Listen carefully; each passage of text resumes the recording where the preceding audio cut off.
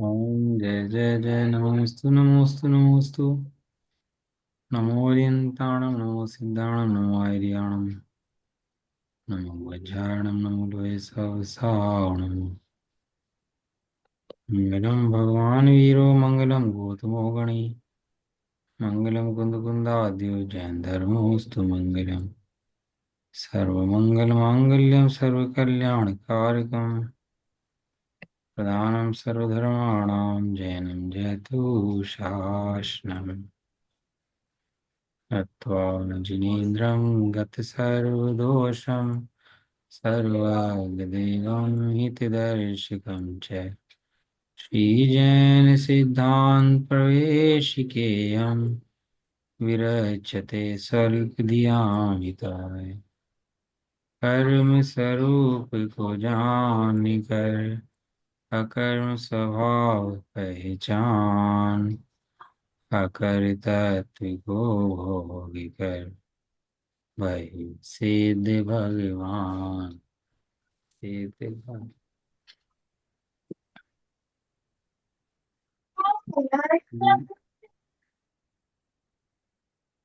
जैन सिद्धांत पर विषय का ग्रंथ चल रहा है अपना। और इसके अंदर दूसरा चैप्टर कर्म। कर्म किसे कहते हैं, कितने भेद कर्मों के होते हैं, वो सब बात अपनी चल रही है।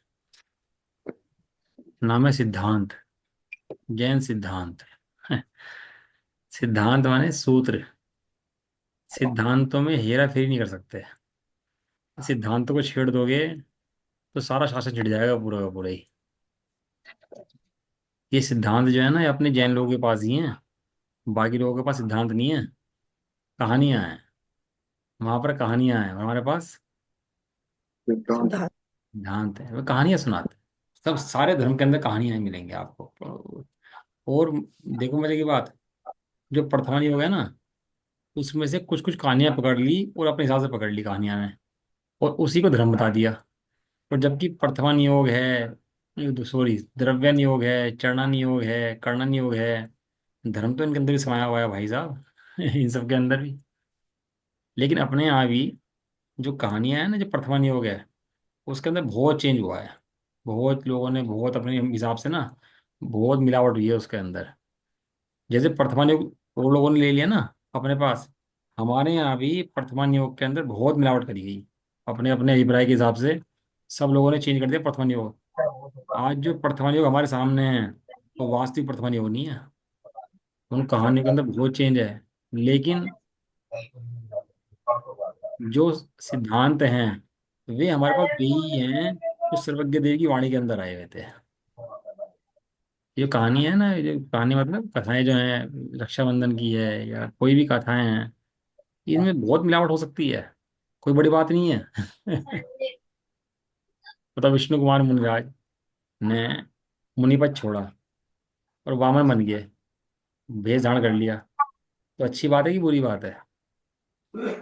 अपना उच्च बुरी पद बात। छोड़कर नीचे पद में आए, अच्छी बात है कि बुरी बात है? लेकिन अब वो बावन बन गए, बोना बना लिया, धरती तीन पग मांग ली, वो सब ऐसा ऐसे करा। लेकिन हम तो उनको आदर्श हीरो मानते हैं ना, तो हमें अच्छा लगता है वो चीज़ें। लेकिन वो पद योग्य नहीं है। अब वहाँ तर्कों से बात करोगे तो तर्क वहाँ फिट नहीं होंगे। लेकिन सिद्धांतों के अंदर तो तर्क बहुत चलते हैं। इसलिए जो प्रथमान योग है, उसके द्वारा वस्तु पकड़ तो सकते हो, लेकिन वस्तु जो शुद्ध शुद्ध होती है, जो सिद्धि होती है वस्तु की, वो सिद्धांतों से होती है। सिद्धांत बिल्कुल निर्मल होते हैं, शुद्ध होते हैं। और शुद्धांत सिद्धांत में छिड़कानी किसी बस की होती नहीं, क्योंकि सिद्धांत में छिड़कानी करे तो नया धर्म भी खड़ा नहीं होता, सब बेड़ा गर्क हो जाता है उसके बाद। इसलिए तो सिद्धांत। विष्णु कुमार मुनि ने मांगी थी पग, 3 पग भूमि। हाँ, विष्णु कुमार मुनि वो बन गए थे ना, मावन बन गए थे ना, पंडित वो बन गए थे पंडित वो तो आए, 3 पग भूमि मांगी। वो सब परिणाम अच्छे नहीं होते। मतलब वो मुनिराज के पद छोड़ करके नीचे आए, फिर वहां पर वैसे 3 पग भूमि मांग ली। कहाँ मुनिराजों को शुद्धात्मा अनुभूति में रहना चाहिए। लेकिन वो नीचे गिर कर आए और सब काम किया, तो वो वात्सल्य अंग की मुख्यता से वो कहा जाता है कि अच्छा काम करा। लेकिन मुनि की योग्य काम तो नहीं था। मुनिराज तो उपसर्ग आ जाए, आरा चल जाए, हल चल जाए, कट जाए, धरती के ऊपर बहुत बड़ा काम हो जाए, कुछ भी हो जाए, तो अपने पद को छोड़ते नहीं है। लेकिन प्रथमन योग में तर्क नहीं चलते। प्रथमा योग में आदेश चलता है। प्रथमा योग में, चरणन योग में आदेश चलता है। लेकिन द्रव्यन योग में और कर्णन योग में तर्क चलता है। आप एक बात समझना, एक तो होता है आदेश, एक होता है तर्क। आप किसी बात को आदेश के रूप में समझाओ और किसी बात को तर्कों से समझाओ, बताओ बल किसके किसका ज्यादा पड़ेगा? तर्क तर्क वाला। वाला। आप तर्कों से एक बार किसी की बात को क्लियर कर दो तो एकदम से फर्क पड़ जाएगा। आदेश के रूप में दबा तो सकते हो आप उस बात को, किसी की भावनाओं को दबाया जा सकता है थोड़े समय के लिए, लेकिन तर्क नहीं होंगे तो बदल जाएगा। आज क्या होता है, बच्चे होते हैं ना घर में छोटे, तो घर के संस्कार होते हैं कि आलू मत खाओ, छना पानी पियो, देव दर्शन करो, तो समझा देते हैं हम उनको। घूटी के संस्कार होते हैं अपन लोगों के, जैनियों के यहाँ, तो घूटी में ही संस्कार दे देते हैं उनको। हम घूटी के संस्कार समझते हो ना? मूंगली घुट्टी नहीं है, घूटी के संस्कार। तो क्या करते हैं उसके अंदर, घुटी के संस्कार के अंदर, कि भैया तुम्हें आलू नहीं खाना, ये नहीं खाना, वो नहीं खाना, पानी छानना। लेकिन जैसे बच्चा धीरे धीरे बड़ा होता है ना, और उसे समझाया तर्कों से है नहीं, वस्तु स्वरूप समझाया नहीं है, तो धीरे धीरे शीतलाचार आ जाता है उसके अंदर। उसके परिणाम क्या आता है? शीतलाचार। क्यों शीतलाचार आ जाता है? कि आपने आलू के अंदर अनंत जीव दिखाए नहीं है उसको। आपने आलू छुड़ाया, लेकिन आलू के अंदर अनंत जीव नहीं दिखाए उसको। पानी छानना बता दिया, लेकिन पानी के अंदर अनंत जीव नहीं दिखाए। और वो जीवाणी करेगा तो ऐसे ही कर देगा जीवाणी, क्योंकि वो जानता ही नहीं है इसके अंदर अनंत जीव हैं। उसने देख के सीखा है, उसने तर्कों से नहीं सीखा। इसलिए सिद्धांत मैंने तर्क मुझे बहुत पसंद आते हैं। सिद्धांत मेरा इंटरेस्टिंग विषय है सिद्धांत, क्योंकि इसके यहाँ जो अपन बात करते हैं ना वो तर्कों से करते हैं। और इसमें तो बहुत पढ़ने लिखने वाला बहुत समझदार व्यक्ति हो ना सामने, तो तर्कों में से तर्क निकाले, तर्कों में से तर्क निकाले, शास्त्रों में तर्क निकाले, ढूंढे, बहुत खोजे। बहुत से प्रश्न तो ऐसे मुझे दिमाग में उड़ जाते हैं कि उनका क्वेश्चन मिलता ही नहीं है, आंसर नहीं मिलता, और ऐसे ही दबे रह जाते हैं। उनका आंसर मुझे ही मिल पाता। और कभी कभार कोई स्वाध्याय कभी आता है तो मिल भी जाता है, और नहीं मिलता। सही बात है। एक क्वेश्चन उस दिन दिमाग में आया था कि ये प्रदेश की कल्पना जो करी है, परमाणु से करी है। ठीक, परमाणु तो स्कंद बन जाता है, तो प्रदेश की कल्पना काल से क्यों नहीं करी? क्योंकि काल का अणु शुद्ध है और परमाणु मिलकर अशुद्ध हो जाता है, तो भाई काल लगा देते हैं उसके अंदर। तो काल से क्यों नहीं करी उसकी ये तुलना? ऐसे बहुत सारे प्रश्न आते हैं। तो आज थोड़ा स्वाध्याय में आ रहा था कि भैया वो इसलिए नहीं करी कि उन्होंने परमाणु से पर्याय भी सिद्ध करी है, परमाणु से प्रदेश भी सिद्ध करा है, दोनों का काम एक से चल गया। अब ये मेरे दिमाग में बहुत दिन से क्वेश्चन था, मेरे सालों से वो क्वेश्चन पड़ा हुआ। अब की क्वेश्चन नहीं है, सालों से पहले क्वेश्चन कभी दिमाग में आया होगा, आज जवाब मिला उसका क्वेश्चन का। नहीं, हमें भी शिक्षा मिलती है, जो क्वेश्चन हमारे दिमाग में कभी ना कभी तो जवाब मिलेगा, चाहे कोई भी हो। आप एक जैन कोश नाम की ऑनलाइन साइट है, जैन शब्दकोश, ऑनलाइन हम्म। डिक्शनरी है अपन जैन धर्म की। हम्म। बहुत सारे तर्क तो आपको 50 60 70% तो उसमें क्लियर हो जाएंगे आपको, यदि आप चाहो तो। अपना जैन सिद्धांत कोश है ना बड़े वाला, जो है जो हम पढ़ रहे हैं, छोटा भाग है, इसका बड़ा हम्म। भाग है। वो दिखाया था ना आपको, 5 भाग है बड़े बड़े, हम्म। जिसकी इंडेक्स के अंदर एक भाग है, जिसकी एक मतलब 500 पेज की किताब तो इंडेक्स की है। मतलब उसमें 500 पेज बन जाएं, इतनी बड़ी तो इंडेक्स है उसकी। तो जिसकी इंडेक्स 500 पेज की हो तो वो कितना शास्त्र कितना बड़ा होगा, सोचो। लगभग 5 6 हजार पेज है, और वो भी शब्द छोटे छोटे हैं उसके अंदर। अब उसके अंदर भी इतना बढ़िया काम कर दिया उन लोगों ने, उसको ऑनलाइन कर दिया। अब पहले तो हम क्या करते थे, खोलते थे, शब्द ढूंढते थे, ढूंढ के वहां पहुंचते थे, फिर रेफरेंस में रेफरेंस चला जाता था, फिर वहां चले जाते थे, फिर और से रेफरेंस चला जाता था। तो बहुत मेहनत करनी पड़ती थी पहले, शास्त्र खोलते निकालते सब काम करने पड़ते। अब वो जैन शब्दकोश जो है ऑनलाइन आ गया। अब कोई भी आपको देख रहा हो दर्शनावरणी के बारे में, ज्ञानावरणी के बारे में, उसके क्रॉस क्वेश्चनिंग क्या हो रही है उसके बारे में, है ना, तो उसको आप एक जैन शब्दकोश पे चले जाओगे तो उससे पता लग जाएगा। एक प्रश्न आया एक, कि भैया ज्ञानावरणी की तो 5 प्रकृतियां हैं, दर्शनावरणी की 9 हैं, तो इधर 9 प्रकृतियां कैसे हो गई हैं, और निद्रा निद्रा की 5 प्रकृतियां दर्शनावरणी कैसे हो गई? अभी क्वेश्चन दिमाग में उठते हैं बहुत सारे इस तरह के, भैया ऐसा कैसे हो गया कि निद्रा निद्रा को इन्होंने दर्शनावरणी में ले लिया, और जब दर्शनावरणी में लिया तो ज्ञानावरणी में क्यों नहीं लिया? अभी तक क्वेश्चन दिमाग में उठाओ ना तब पता लगता है। तो मैं बात कर रहा था उसकी परमाणु की, कि एक परमाणु को पर्याय, जब हमने पर्याय बताया कि सबसे छोटे, सब समय की सबसे छोटी इकाई को काल के पर्याय कहते हैं। समझे ना पर्याय को? क्या क्या है पर्याय की शब्द परिभाषा? काल की सबसे छोटी इकाई को, हाँ, समय की समय। सबसे छोटी इकाई को पर्याय कहते हैं। और पर्याय सिद्ध करनी थी, तो पर्याय सिद्ध करने के लिए मूवमेंट चाहिए। अब खाली काल द्रव्य बैठा हुआ परिणाम तो करा रहा है, फिर मूवमेंट नहीं कर रहा। अब उस पर्याय को सिद्ध करने के लिए मूवमेंट चाहिए, क्योंकि पर्याय है ना। अब वैसे पर्याय समझ में आती नहीं है, तो मूवमेंट वाली पर्याय पकड़ी कि एक प्रदेश से दूसरे प्रदेश में मंद गति से गमन करते हुए परमाणु को जितना काल जाने में लगता है, उसको एक समय कहते हैं। समझ में आया नहीं आया? समय किसे कहते हैं? एक प्रदेश से दूसरे प्रदेश में एक परमाणु को मंद गति से गमन करते हुए जितना जाने में समय लगता है, उसको बोलते हैं एक समय, एक पर्याय। नहीं, ये बात समझ में आ गई। एक पर्याय को, प्रदेश को। एक, एक एक समय प्रदेश बोलते हैं को ना, एक प्रदेश से दूसरे प्रदेश में दूसरे प्रदेश में गमन करने में गमन करने तो में उद्गल को परमाणु को टाइम लगता है, मंद उद्गल गति से। परमाणु को मंद गति से। यहाँ जो समय लगता है उसको बोलते हैं हम्म, एक समय। एक सेकंड। और मंद गति की क्या परिभाषा हुई इसके अंदर? हाँ, ये अच्छा प्रश्न है। एक होती है तीव्र गति, एक होती है मंद गति, एक होती है अत्यंत मंद गति। वहां जो लिया है वो अत्यंत मंद गति लिया, अत्यंत मंद गति नहीं, बहुत धीमे से जाएगा। और हम तीव्र गति में जाएगा, तो तीव्र गति में एक पुद्गल परमाणु लोक के नीचे बैठा होगा, और एक समय के अंदर 14 राजू तो गमन कर जाएगा ऊपर तक, एक ही समय के अंदर। तीव्र गति में। तीव्र गति से एक समय के अंदर पूरा 14 लागू लांग जाएगा, पूरा नरक से लेके नीचे निकुंज से लेकर के और ऊपर सिद्धशिला तक का नाप देगा पूरा पूरा एक समय के अंदर। उसी एक समय के अंदर। लेकिन मंद गति से गमन करेगा, तो एक प्रदेश से दूसरे प्रदेश के जाने में जितना समय लगेगा उसको एक समय कहते हैं। अब ये क्वेश्चन उठाया करोगी भैया, ये ऐसा क्यों होगा? उसमें क्वेश्चन उठाया, अच्छा, कहने लगा भैया एक प्रदेश से दूसरे प्रदेश में गमन करा, ठीक है, तो कितना समय लगा उसको? एक समय। एक समय। और नीचे से लेकर ऊपर तक गमन कर दिया, कितने समय के हम्म, अंदर? एक समय में। अब उसने एक समय के अंदर कितने कालाणु टच कर दिए, ये बताओ। काल के जो गमन उसने करा है, हम्म। कितने कालाणुओं को टच करता हुआ गया ऊपर तक वो? तो असंख्यात हो गए। हाँ, असंख्यात को टच करता हुआ गया। तो उसमें हम्म। क्वेश्चन उठाया, जब असंख्यात को टच किया तो असंख्यात समय क्यों नहीं हुए में? नहीं सिद्धांतों में नहीं, जब तर्क चलते हैं ना। नहीं नहीं, ये क्वेश्चन ये तर्क समझ नहीं आया। असंख्यात समय क्यों हुए? असंख्यात समय क्यों होंगे? इसका मतलब एक कालाणु को एक समय में टच कर रहा है। हाँ, यही तो क्वेश्चन लिया उसके अंदर, फिर कह रहे नहीं ऐसा नहीं है, वो हाँ, ऐसा नहीं है। असंख्यात काल अणु को भी एक समय में टच कर सकता है। स्पीड स्पीड ज्यादा होनी चाहिए। स्पीड ज्यादा है उसकी, है तो ऐसा ऐसा है। तो वो बहुत सारे क्वेश्चन दिमाग में होते हैं, तर्क से, न्याय से, युक्ति से जब बातों को समझते हैं ना अपन लोग, तो कॉन्सेप्ट क्लियर हो जाते हैं, तो फिर शंका नहीं हो सकती उसके संबंध के बारे में। कोई हमें लाख समझा दे तो शंका नहीं खड़ी होगी उसके संबंध के बारे में। छह द्रव्य हैं समझ लिए, और कोई लाख समझाए और सात होते हैं, पांच होते हैं, तो हम मान नहीं सकते उस बात को। क्यों? तर्कों से हमने।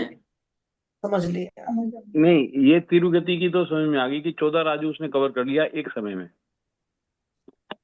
तो मंद गति में कितने राजू कवर किए? मंद गति में राजू गवर्न नहीं करे, मंद गति में तो एक प्रदेश से दूसरे प्रदेश में गया हुआ। उनके बीच में कोई डिस्टेंस तो होगा ना, कोई जब भी मापदंड तो तो होगा। वो एक समय हुआ ना, एक डिस्टेंस, जब भी तो वो हुआ ना, एक समय आया। नहीं, एक समय तो है, समय हो गया, लेकिन दूरी कितनी हुई? हाँ, दूरी में बराबर में निकटम होता है, कोई बराबर बड़े पड़ोस के मकान है अपने, ऐसा हम्म, इतना निकटम होता है। दीवार दोनों की एक ही होती है। अच्छा अच्छा। और देखो अत्यंत सर, और अत्यंत मंद गति। अत्यंत मंद गति में तो बताया आपको, मंद गति के अंदर तो बहुत थोड़ा बीच में जा सकता है और ऊंचे जा सकता है, और तीव्र गति से ऊपर पहुंच सकता है पूरा का पूरा। देखो ये सब सर्वज्ञ देव ने देखा है, बाकी लोगों के पास तो सर्वज्ञ नहीं है, तो सर्वज्ञ का ज्ञान तो कहाँ से होगा? लेकिन अपन लोगों के पास सर्वज्ञ भी हैं, और सर्वज्ञ के दिया हुआ ज्ञान भी है। अपन लोग धनाढ्य लोग हैं, धनाढ्य। कैसे हैं अपन लोग? धनाढ्य। तना। हाँ, धनपति परिवार से हैं अपन लोग। हम तो गरीब हैं जी, हमारा तो 2 BHK है। और वो लेकिन अंबानी की देखो जी कोठी है, लेकिन उसका अंबानी का तो मकान बहुत बड़ा नहीं, है, उसका तो कितने हजार करोड़ धनाढ्य से रुपए मत का। धनाढ्य से खाकपति है, मतलब खाकपति। धनाढ्य से मतलब है हमारे पास ज्ञान का धनाढ्य है। हमारे पास जैन शासन का, सर्वज्ञ हम्म। देव का माल रखा हुआ है, पूरी पूरी पूंजी है हमारे पास। इसलिए इनमें दिमाग लगाओ और समझ में ना आए तो जैन सिद्धांत कोश खोल लो ऑनलाइन जा करके, मैं लिंक भेज दूंगा उसका, और वहां से आप देख सकते हो, पढ़ सकते हो, तर्क तर्क लगा सकते हो, युक्ति लगा सकते हो, क्वेश्चन उसके अंदर निकाल करके समाधान भी कर सकते हो उनका, और यहाँ पर भी बता सकते हो उनको, जिससे और 6 ऑप्शन इससे बहुत विशुद्ध होता है। किसी हाँ की तो बुद्धि ठीक है, ठप हो ना। हमें उसका लिंक भेज देना आप। हाँ, देखते हैं, एक बार किसी घुसते की हैं उसमें। बुद्धि ना चलती हो तो जैन सिद्धांतों में घुस जाओ, बुद्धि चलनी शुरू हो जाएगी। सही बात है। हाँ, अध्यात्म तो सुस्त कर देता है। अध्यात्म पढ़ते हैं ना अपन लोग, वर्तमान योग पढ़ते हैं, अध्यात्म पढ़ते हैं, सुस्त कर देता है वो। लेकिन ये तर्क जो सिद्धांत जो है ना, ये दिमाग को खोल देते हैं, एकदम अलर्ट कर देते हैं, सिद्धांत सिद्धांत से सामने आते हैं दिमाग को। जैसे गणित होता है ना, गणित एक तो होता है, वो होता है ना सब्जेक्ट, कौन सा होता है वो, भौतिक विज्ञान टाइप। अंक गणित, गणित, रेखा गणित। हाँ, एक तो गणित होता है, एक दूसरे सब्जेक्ट होते हैं, इतनी रटने वाले विषय होते हैं जिसमें रटाफिक प्रमेय, होती है। प्रमेय, प्रमेय। हिस्ट्री हुआ, सोशल साइंस हुआ। हाँ, मतलब इस तरह से, तो इस तरह के रटने वाले सब्जेक्ट का ना बोरियत आती है, तुम रट तो हिस्ट्री लोगे, हुआ। लेकिन ये जो गणित होता है, इसका ना समझ लो आप तो दिमाग बहुत तेज चलता है। सिद्धांत माने मैथ, पूरा का पूरा। चलो अपन सही लोग बात, अपने विषय बिल्कुल पर आ सही जाते बात है। हैं। है ना, अच्छा मतलब पढ़ो भैया, मेहनत करो खूब, इसकी सिद्धांत इसलिए क्लास लगाई जा रही है कि सब मेहनत बहुत करो सिद्धांतों के अंदर, और अपने ज्ञान को खोल दो बिल्कुल एकदम, दरवाजे चारों तरफ से दिमाग के। कहाँ पढ़ते हैं अपन लोग इसके अंदर? हम लगे थे संसारी जीव, जीव कितने प्रकार के होते हैं? जीव 2 प्रकार के होते हैं, संसारी और मुक्त। मुक्त। कर्म सहित को संसारी कहते हैं, कर्म रहित जीव को मुक्त जीव कहते हैं। कहते हैं। कर्म किसे कहते हैं? कि जीव के राग द्वेष के परिणाम, और दूसरी चीज ली कार्मा वर्णा है, 2 चीजें ली, जीव के राग द्वेष के परिणाम और दूसरी कार्माण वर्ण है। इसको सिद्धांत ग्रंथों के हिसाब से कहोगे तो एक का नाम है भाव कर्म, एक का नाम है द्रव्य कर्म। क्या नाम है? भाव कर्म, द्रव्य कर्म। हाँ, भाव कर्म द्रव्य कर्म। अनादिकाल से क्या हो रहा है, जीव भाव कर्म करता है, द्रव्य कर्म आ जाता है, द्रव्य कर्म का उदय आता है तो जीव फिर भाव कर्म करता है। क्या हो रहा है? अपराध करता है, सजा पाता है, सजा करते करते फिर दंड करता है, फिर अपराध पाता है। ये चैन इसकी टूटी नहीं आज तक। कौन सी चैन? कर्म का उदय आया, शरीर मिल गया, गोरा काला जैसे ही मिला, और वैसे ही भाव कर लिए इसने, मैं गोरा हूं, मैं काला हूं, तो ऐसा करते ही नया कर्म फिर बन गया, तो ऐसे फिर उदय आया, फिर कर्म, तो ऐसी संतति इसके अनादिकाल से चली आ रही है ना। तो जीव के राग द्वेष के परिणाम और दूसरा कर्मण वर्णाएं, दोनों का संबंध इसके कहते हैं कर्म। दोनों मिले इसको क्या बोलते हैं? कर्म। कर्म के भेद लिए भैया, कर्म कितने भेद हैं? तो बताया कर्म के 4 भेद हैं, प्रकृति बंध, प्रदेश बंध, स्थिति बंध और अनुभाग बंध। देखो अब थोड़ा तेज चलेगा, विषय को पकड़ के चलना आप लोग भी, क्योंकि मैं 12 क्लास ले चुका इसके बारे में पहले से ऑलरेडी, और 12 क्लास के अंदर चार्ट के माध्यम से आपको सब कुछ समझा दिया मैंने। उस चार्ट के अंदर बहुत कुछ आ गया, और वो जो एक्सेल वाला है ना, कोई एक्सेल का जानकार अगर हो तो फिल्टर लग जाते हैं उसके अंदर, फिल्टर। आप ज्ञानावरणी चाहो तो ज्ञानावरणी का फिल्टर लग जाएगा उसके अंदर, घातिया का चाहो तो घातिया का फिल्टर लग जाएगा उसके अंदर। एक्सेल के अंदर फिल्टर लग जाते हैं, कोई चाहे ना आपने फिल्टर में एक काम वर्ड करना फाइल दी थी हमें, है। वर्ड फाइल शेयर की थी, वर्ड फाइल। नहीं, एक्सेल भेज दूंगा मैं आपको, एक्सेल के नहीं, अंदर फिल्टर लगाना। एक्सेल, एक्सेल भेज देना, फिल्टर लग जाते हैं उसमें। हाँ, एक्सेल के अंदर जैसे आपको मोहनीय क्रम चाहिए तो मोहनीय का हाँ, फिल्टर ला देगा वो उसके अंदर, आयु में सही आयु का बात। फिल्टर ला देगा। वो जो चाहिए वो फिल्टर में लगा आ जाएगा। अब तो सुविधाएं इतनी होगी, एक क्लिक करो बस, सामने चीज है, लेकिन एक क्लिक करने भी तैयार नहीं है। अब बच्चे कहाँ क्लिक करते हैं अपने, लगे रहते हैं फिल्में मोबाइल में क्लिक करने में। ये शास्त्रों में क्लिक करे कोई बुद्धिमान जीव होता है, कोई भवी भागन वच जोगे वशाय, किसी किसी भव्य जीव का भाग्य आता है जो शास्त्र सामने खुलता है और उन सिद्धांतों को समझता है। आवाज आ रही है? आ आ रही रही है। है, मजा आ रही है। हाँ, किसी भव्य जीव के भाग्य से जिनेंद्र देव की वाणी सामने आके खुल जाती है। जब मैं एक बात कहूँ, जब कोई बोले ना बीच में, तो समझो कि सब बहुत ध्यान से आपकी बात सुन रहे हैं और समझने की कोशिश कर रहे बिल्कुल बिल्कुल सही है। जय भगवान की प्रतिमा है ना, तो मंदिर में भगवान की प्रतिमा कह रखी है। आपको पता है जो शमो क्षण में जो भगवान होते हैं ना, समोषण में भगवान बैठे हैं जो उपदेश दे रहे हैं, उनको भी स्थावर प्रतिमा कहते हैं। जो भगवान की प्रतिमा है ना, तो ये स्थावर हम्म। प्रतिमा कहते हैं। वहां पर समोषण में बैठे भगवान को। और अष्टपावड़ की गाथा है ये मेरे घर की बात नहीं है। अष्टपावड़ की मूल गाथा है, कुंदकुन देवी लिखी हुई। स्थावर माने भी हिलते नहीं है, इसलिए स्थावर। उनको प्रतिमा कहा भगवान की, वहां मूर्ति को, जो भगवान बैठे हैं। और मंदिरों में क्या बैठी है हमारे? मंदिरों में भी स्थावर प्रतिमा है। यानी जो समोषण में भगवान है, वे भगवान मंदिरों में है। यहाँ पर है। वे भी स्थावर प्रतिमा है और ये भी स्थावर प्रतिमा है। ऐसा वो कंपैरिजन दिया दोनों का आपस में। तो सिद्धांत जो भैया वहां भाग्यशाली हो, सिद्धांत खुले और देखें। चलो जी अपन आ जाते हैं। प्रकृति बंध, प्रदेश बंध, स्थिति बंध और अनुवाग बंध। 4 प्रकार का बंध होता है। एक 4 प्रकार के बंध के कारण क्या हैं? 4 प्रकार के बंध बताए कौन कौन से? प्रकृति, प्रदेश, बंद स्थिति अनुभाग। स्थिति और प्रतिबंध अनुभाग। तो अनुभाग। इसमें बता रहे पहले के 2 जो होते हैं वे तो योग से होते हैं, और बाद के जो 2 होते हैं वे किससे होते हैं? कसाय से। वे कषाय से होते हैं। एक होता है योग, एक होता है कषाय। क्या बताया? एक होता है योग, एक होता है कषाय। कसाय। कषाय। हवा से पानी हिला, हवा चली और पानी हिला। और पानी मैला है, गंदा है। दो चीजों में फर्क है कि नहीं है? पानी हिल गया हवा से, कोई बात नहीं है, इसका नाम योग है। लेकिन पानी मैला है, इसका नाम कषाय है। कषाय है। अब जब प्रकृति आई, प्रकृति माने कौन सा क्रम आया, प्रदेश माने कितना आया। कल भेजा था ना ग्रुप पे, मैंने पढ़ लेना आप लोग। मैंने हाँ क्या हाँ नया हाँ। नया काम शुरू कर दिया है। मैं चार्ट बनाता हूँ और ग्रुप पे फोटो भेजता हूँ उसकी। हाँ भेजी है। तो उससे क्या होता है कि वो लिखने वाला काम खत्म हो गया, वो डिस्टर्ब, क्लास डिस्टर्ब होती है उससे लिखने से। तो मैं फोटो खींचता हूँ, भेज देता हूँ, आप लोग पढ़ लेना वहां से, किसी को जिसको पढ़ना हो वो वहां से देख सकता है उसको। तो 4 प्रकार का बंध बताया।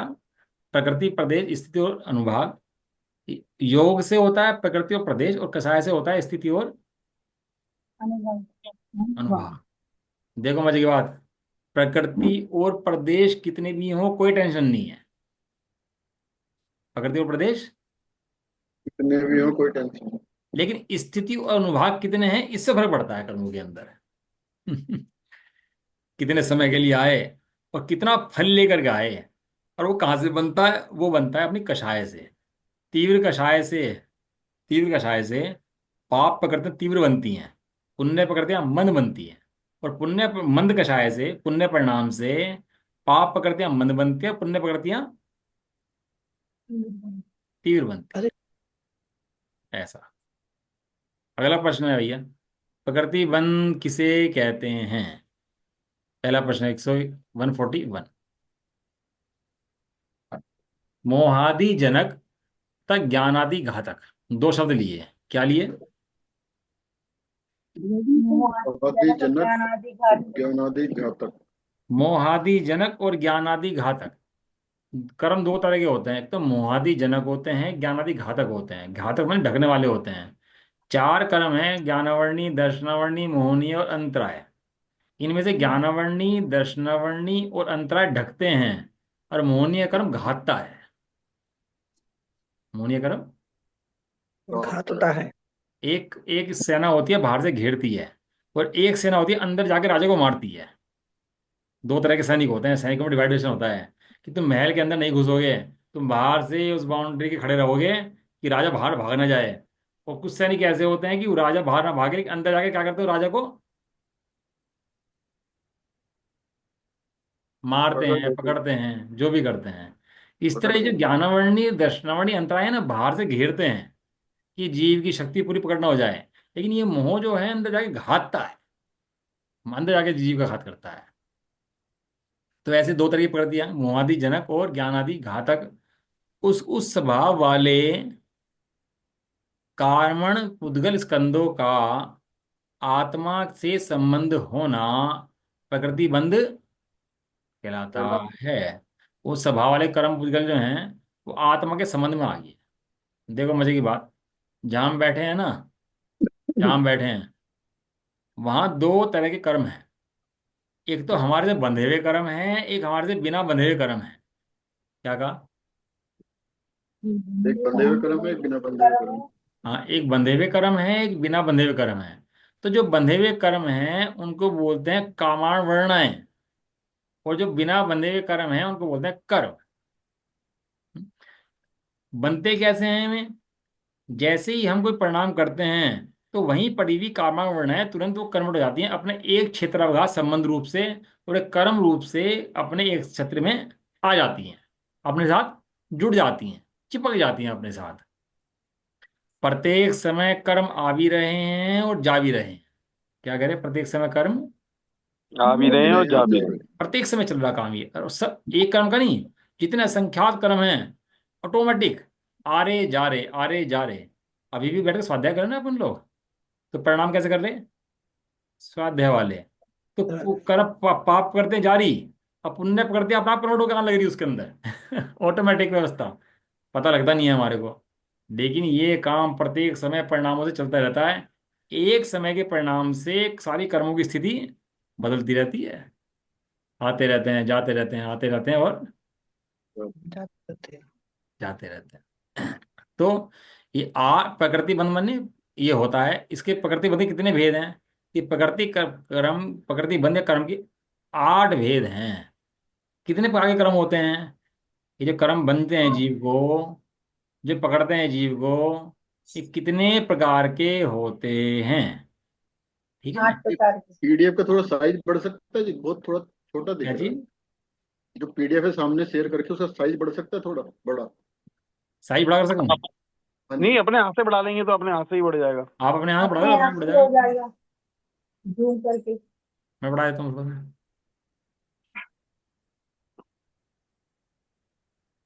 आ गया सही है? हाँ ठीक हो गया, अब ज्यादा ठीक है। छोटा, ज्यादा ही छोटा होगा तो। चलो ठीक है, पढ़ने में आना चाहिए अपने। हाँ नहीं अब ठीक है। सजाएं कितने प्रकार की होती हैं? एक होती है डंडे मारने की सजा, एक होती है घूसे घूसे मारने की, एक कोड़े मारने की, एक कैद की, एक फांसी की। सब सजाएं हैं कि नहीं है?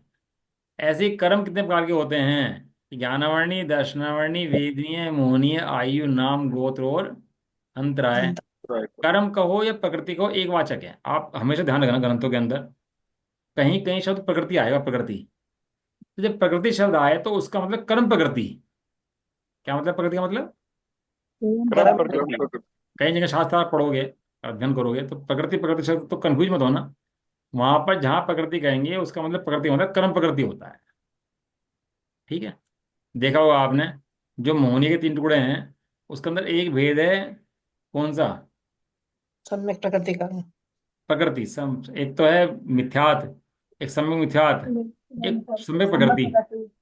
तो सम्यक प्रकृति माने वो प्रकृति कर्म है वो, वहां पर उसका मतलब। ठीक है? ज्ञानावरण किस कर्म किसे कहते हैं? जो कर्म आत्मा के ज्ञान गुण को घातता है उसे ज्ञानावरण कर्म कहते है। हैं। घातता है माने रोकता है, घातता माने नाश करता नहीं है। घातता है का मतलब यहाँ पर रोकना है, बाहर जाने से रोके, प्रकट ना होने दे, उसकी सीमा बांध दे। ये क्या बोलते हैं उसको? घातता है, उसकी शक्ति को रोक देता है। तो यह ज्ञानावरण क्या करता है? आत्मा के ज्ञान गुण को रोकता है, उसे प्रकट पूर्ण नहीं होने देता। उसे क्या बोलते हैं? उसे ज्ञानावरणी कर्म कहते हैं। इसमें नीचे परिभाषा दी है, तत्वार सूत्र का, अध्याय नंबर 6, सूत्र नंबर 10। तत्वार सूत्र के 6 नंबर अध्याय के अंदर इसका बहुत वर्णन करा गया है इसके अंदर ना, तो आप पढ़ सकते हो। तत्व ज्ञान आदि के संबंध में प्रदोष, निन्नव, मात्सर्य, अंतराय, आसादन, उपघात आदि भाव ज्ञानावरण और दर्शनावरण के आश्रय हैं, तथा ज्ञानावरणी और दर्शनावरणी का बंध इनसे होता है। क्यों होता है ज्ञानावरणी का बंध? तत्व ज्ञान के कार्य को रोकना, बाधा उत्पन्न करना, किसी को प्रवचन नहीं सुनने देना, किसी को मंदिर जाने से रोकना, तत्व ज्ञान की पढ़ाना बंद करना, इनसे ज्ञानावरणी कर्म का बंध होता है। होता है। ज्ञान रुकता है इससे, ऐसा। ज्ञानावरणी के कितने भेद हैं भैया? ज्ञानावरणी के 5 भेद हैं। मति ज्ञानावरण, श्रुत ज्ञानावरण, अवधि ज्ञानावरण, मनप्रय ज्ञानावरण और केवल ज्ञानावरण। ठीक है? ज्ञान तो ज्ञान है, ज्ञान के 5 रूप से विकास होता है। ज्ञान का विकास कैसे होता है? उनकी ज्ञान की पर्यायों का 5 रूप से विकास विकास होता है। मति ज्ञान के रूप से, शुद्ध ज्ञान के रूप से, अवधि ज्ञान के रूप से, मन ज्ञान के रूप से, और केवल ज्ञान के रूप से। उस ज्ञान की पर्यायों में ज्ञान का विकास होता है। परिपूर्ण जो ज्ञान की पर्याय का विकास है लास्ट में, वो केवल ज्ञान है। केवल ज्ञान होने का अभाव होने के बाद जो केवल ज्ञान होता है, वो परिपूर्ण ज्ञान है, संपूर्ण ज्ञान है, वो वहां पर प्रकट, उसके मैक्सिमम ज्ञान की सीमा है वो। दर्शनावर्णी किसे कहते हैं? एक,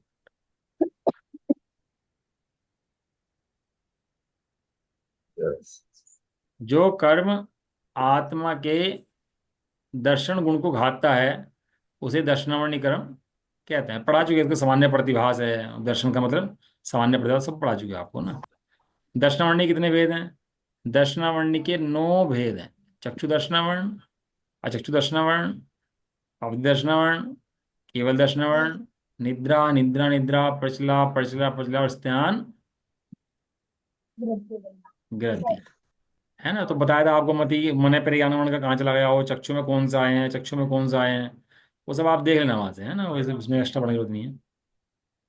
ये निद्रा निद्रा को अलग से, इसके अंदर 5 निद्रा निद्रा अलग से आई है इसके अंदर। निद्रा निद्रा निद्रा, प्रचला प्रचला प्रचला, और स्थान ग्रंथि, 5 निद्राएं इसके अंदर अलग से ली है। ठीक है ना?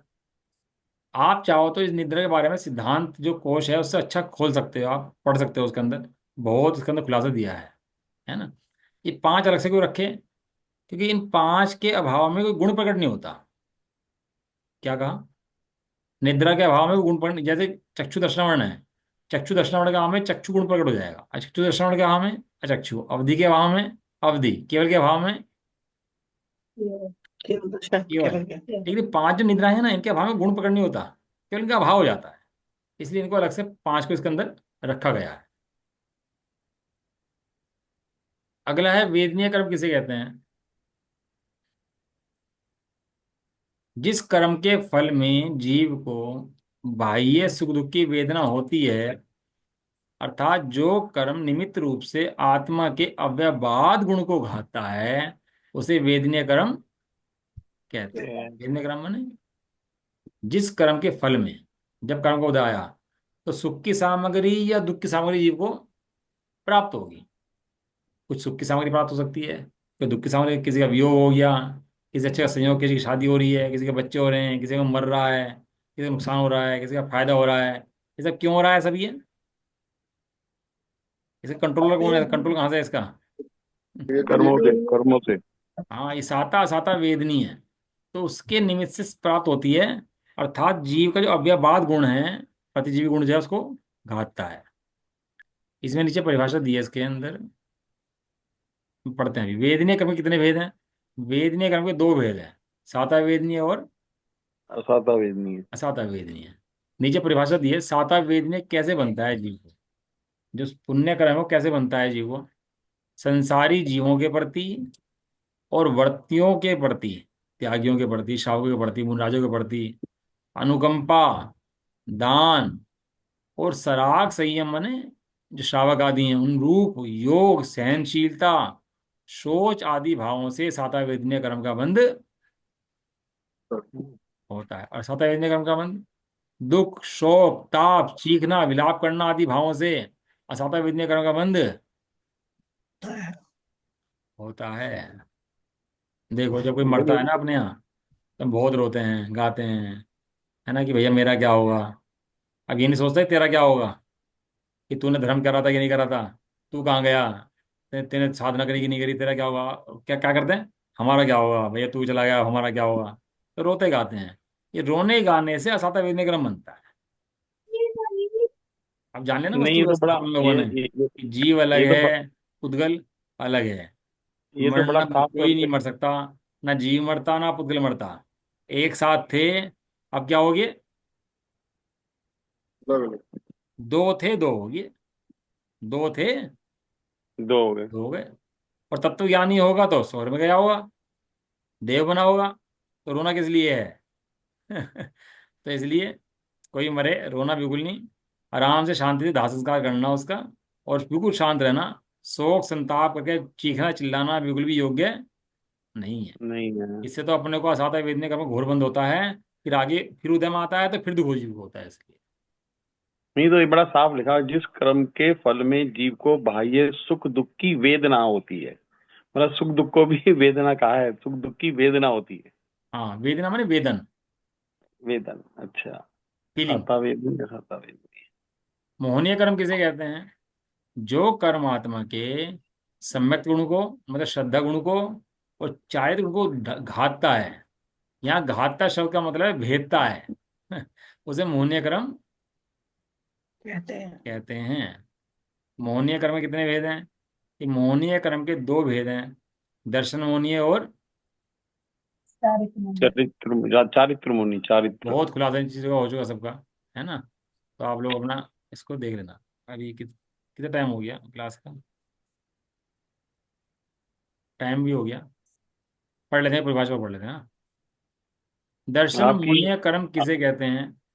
जो एक कर्म मिनट। आत्मा के सम्यक गुण, सम्यक गुण का मतलब श्रद्धा गुण, श्रद्धा गुण के सम्यक परिणाम को घातता है, माने उल्टा करता है, उसे दर्शन हम्म, मोहनीय कर्म कहते हैं।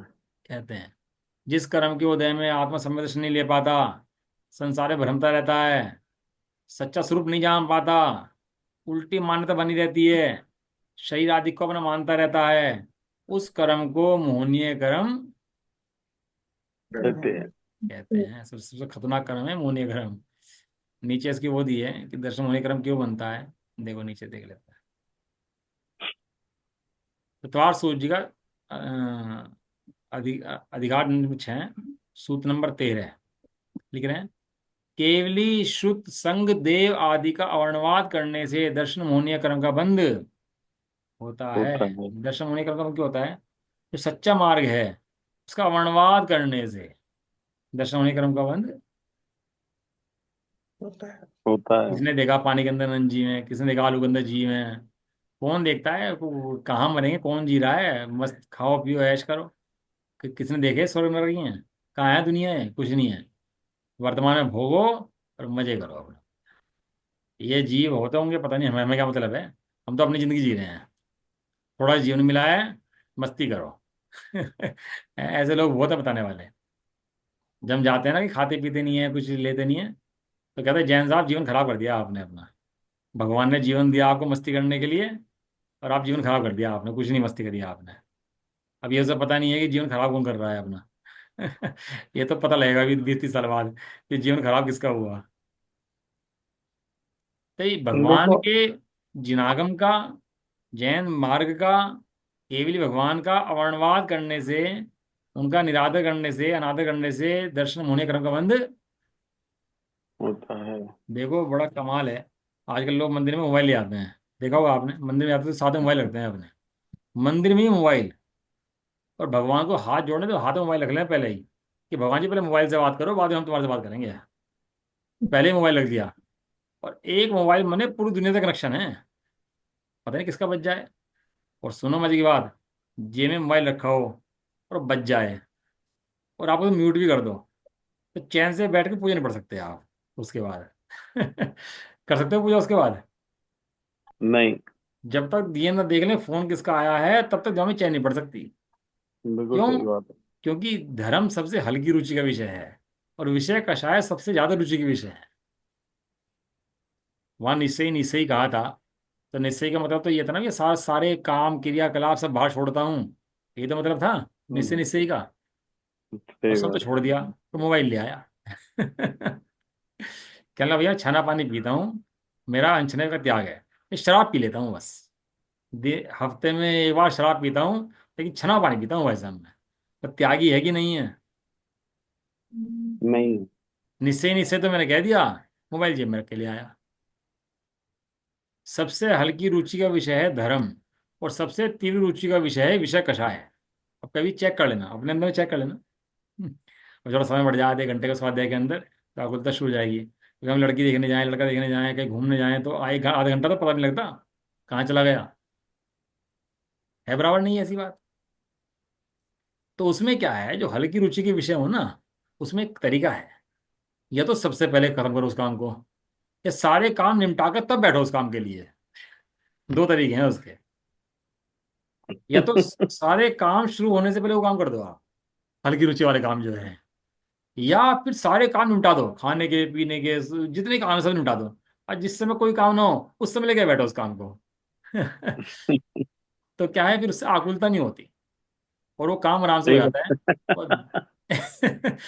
क्या पता है मुझे हंसी क्यों आ रही है, क्योंकि जब मैं अपनी बता रहा हूँ, जब मैं खाना खाने बाई चांस बैठता हूँ कहीं और मुझे खाना परोस दिया जाए जबरदस्ती, खाओ जी खाओ, तो मैं देखता हूँ सबसे जो मुझे पसंद नहीं है उसको सबसे पहले निपटाओ। हाँ, जो पसंद नहीं है बाकी का खाना तो आराम से शांति से खा सकते हो स्वाद लेके। इसलिए हल्की रुचि वाले मैं विषय को सबसे व्यवहारिकता की पहले कर बात लो। कर रहा हूँ। कुछ कह रहे? लेकिन जैन सिद्धांत, तो जो जैन सिद्धांत है इसको अगर हम साइंटिफिकली देखा जाए, तो आपने एक बार जैन सिद्धांत के समय की परिभाषा बताई थी, एक पलक के झपकने में कितने आंवली होते हैं और कितने असंख्यात होते हैं। आज वही साइंस उसी का उपयोग कर रही है, और एक सेकंड के अरबवें हिस्से में, नैनो सेकंड मतलब एक सेकंड का अरबवां हिस्सा, वहां तक काम कर रही है। तो वो कहाँ से उसको ज्ञान में आया ये सब? वो कहीं ना कहीं वहाँ रखे हुए हैं, आगम में रखे हुए हैं, वहाँ पर हाँ, लाइब्रेरी में, वहीं से पढ़ते हैं भी लोग भी। जब वो पढ़े तभी तो उनको समझ में आया कि एक सेकंड का भी अरबवां हिस्सा होता है, जिसको नैनो सेकंड कहा गया है आजकल, और उसका उपयोग हो रहा है। चलो, है बढ़िया है। विचार करना भैया सिद्धांतों के बारे में। ये सिद्धांतों में बहुत मर्म है और अपने हित के लिए हैं। ठीक है। चल, निज निधि निज में बताई।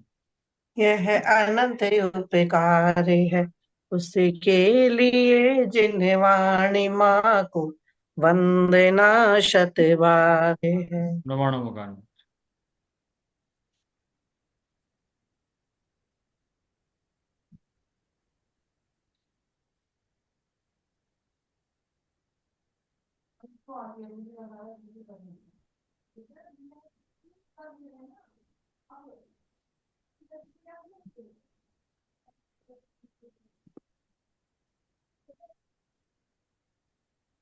जबरदस्ती माता की।